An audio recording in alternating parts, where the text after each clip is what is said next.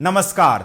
क्या दुनिया की सबसे तेजी से बढ़ती भारतीय अर्थव्यवस्था की रफ्तार पर अब एक बहुत बड़ा और खौफनाक ब्रेक लगने वाला है? और क्या आपकी जेब और देश की तरक्की पर दो ऐसे महासंकट मंडराने लगे हैं जो पूरी आर्थिक कहानी को एक ही झटके में पलट कर रख देंगे? सावधान हो जाइए, क्योंकि आईएमएफ यानी अंतर्राष्ट्रीय मुद्रा कोष की तरफ से इस वक्त की जो सबसे सनसनीखेज, हिला देने वाली और रोंगटे खड़े कर देने वाली महा ब्रेकिंग खबर आ रही है। उसने नीति निर्माताओं से लेकर पूरे देश के नीति विशेषज्ञों के होश पूरी तरह उड़ा दिए हैं। क्या आप सोच भी सकते हैं कि आईएमएफ ने भारत की विकास दर को लेकर एक ऐसी चेतावनी जारी कर दी है जो आने वाले महीनों में महंगाई और जीडीपी दोनों ही मोर्चों पर करारा झटका देने के लिए तैयार है। आज के इस विशेष बुलेटिन में हम आईएमएफ की उस गुप्त रिपोर्ट और भारत पर मंडराते दो बड़े खतरों का ऐसा लाइव पर्दाफाश करेंगे जो आपकी आंखें पूरी तरह खोल देगा। इस वक्त की सबसे बड़ी और शॉकिंग अपडेट सीधे आईएमएफ के मुख्यालय से लाइव आ रही है, जहां वित्त वर्ष 2026-27 के लिए भारत की जीडीपी ग्रोथ का अनुमान घटाकर 6.4% कर दिया गया है।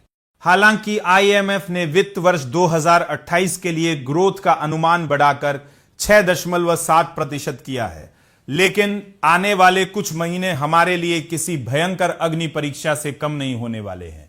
आईएमएफ ने जिस पहले सबसे बड़े खतरे का ऐलान किया है वह है पश्चिम एशिया का बढ़ता हुआ भीषण भू राजनीतिक तनाव। चूंकि भारत अपनी जरूरत का करीब 80% कच्चा तेल विदेशों से आयात करता है, इसलिए अगर मिडिल ईस्ट की जंग से कच्चे तेल की कीमतें आसमान छूने लगी तो हमारा इंपोर्ट बिल सीधे बेकाबू हो जाएगा। पेट्रोल और डीजल महंगे होते ही माल ढुलाई बढ़ेगी और खाने पीने की चीजों से लेकर हर जरूरी सामान की कीमतें सातवें आसमान पर पहुंचकर आपकी और हमारी पूरी बजट व्यवस्था को मटियामेट कर देंगी। इसके साथ ही आईएमएफ ने जिस दूसरे बड़े काल की चेतावनी दी है वह है मानसून पर अल नीनो का मंडराता साया। अगर इस साल कमजोर मानसून की वजह से खेतों में पैदावार घटी तो खाद्यान्न की कीमतों में भारी विस्फोट होगा और किसान की आय घटते ही ग्रामीण मांग पूरी तरह ठप पड़ जाएगी। इसका सीधा और करारा झटका एफएमसीजी और ऑटो सेक्टर की दिग्गज कंपनियों को लगेगा।